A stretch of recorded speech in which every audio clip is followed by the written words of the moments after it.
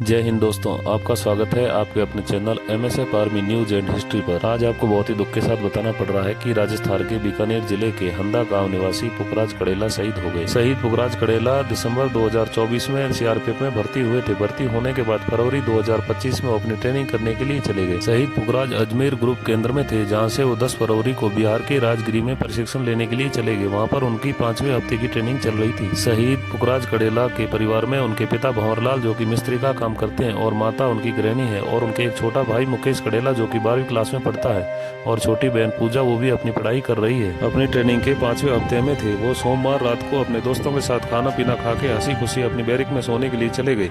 लेकिन सुबह जब उनके साथियों ने उन्हें जगाने का प्रयास किया तो उन्होंने कोई प्रतिक्रिया नहीं दी।